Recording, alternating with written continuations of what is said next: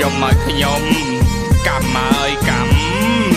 អើយបបាក់រៀបរាប់ណាស់មិនដឹងធ្វើអ្មេចទេបើប្រពន្ធកាចម្លឹងលោកអើយលោកអើយប្រពន្ធខ្ញុំកាចមានពីរតាំងទិនទ្រាំឲ្យតែពេលខឹងស្រែកដូចយក្សាតាំងទិនទ្រាំយាយតាពូមីងមកខាត់ណាក៏នាងមិនស្ដាប់តាំងទិនទ្រាំអូយកាចណាស់ឆ្នះដូចមន់ញីមុនការប្រាប់ថាឆ្នាំថោះដល់ពេលការហួងណាមកចេញឆ្នាំខ្លាគឺថានៅរអ៊ូគ្មានឈប់តាំងទិនទ្រាំ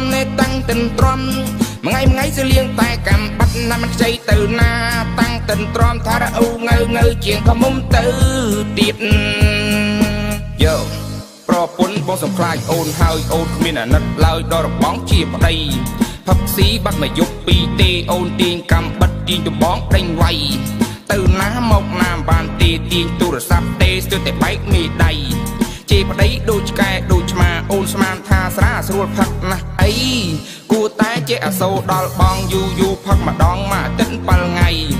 ផឹកស៊ីមានតែអត់ប៉ុន្មានលុយកាក់រកបានទេណាចរណៃគ្រាន់ជាងយកទៅលេងល្បែងផឹកស៊ីខ្លួនឯងឆ្អែតកាពះទេថ្លៃបងសូមអ្នកអង្វរប្រលឹងបើឃើញប្តីស្វឹងគួរតែចេះលោកលីណាអូនណាទុកដាក់ខ្នើយមុងងូទឹកឲ្យភ្លឹងដេកត្រៀមឲ្យចាំស្រេចតាមក្បាច់ធ្លាប់ដឹងណាអូន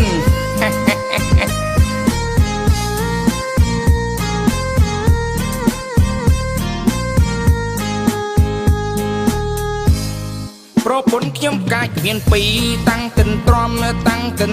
យតែពេលខឹងស្រែកដូចយក្សាតាំងទិនទ្រាំយាយតាពូមីងមកខាត់ណាក៏នាងមិនស្ដាប់តាំងទិនទ្រាំអូយកាចណាស់ឆ្នះដូចមន់ញីមុនការប្រាប់ថាឆ្នាំថោះដល់ពេលការហួងណាមកចេញឆ្នាំខ្លាគឺថានៅរអ៊ូគ្មានឈប់តាំងទិនទ្រាំថ្ងៃសលៀងតែកំបាត់ណាមិនខ្ចីទៅណាតាំងទិនទ្រាំថារអ៊ូងើជាងខមុំទៅទៀតយោប្រពន្ធបងសំខ្លាចអូនហើយអូនគ្មានអាណិតឡើយដល់របងជាប្តីផឹកស៊ីបាត់មកយប់ពីរទេអូនទាញកំបិតទាញដំបងដេញវាយទៅណាមកណាបានទេទាញទូរស័ព្ទទេស្ទើរតែបែកមេដៃជេរប្តីដូចឆ្កែដូចឆ្មាអូនស្មានថាស្រាស្រួលផឹកណាស់អីគួរតែចេះអាសូរដល់បងយូផឹកម្ដងមួយអាទិត្យ7ថ្ងៃផឹកស៊ីមានតែអស់ប៉ុន្មានលុយកាក់រកបានទេណាចរណៃគ្រាន់ជាងយកទៅលេងល្បែងផឹកស៊ីខ្លួនឯងឆ្អែតកាពះទេថ្លៃបងសូមអ្នកអង្វរប្រលឹងបើឃើញប្តីស្វឹងគួរតែចេះលោកលី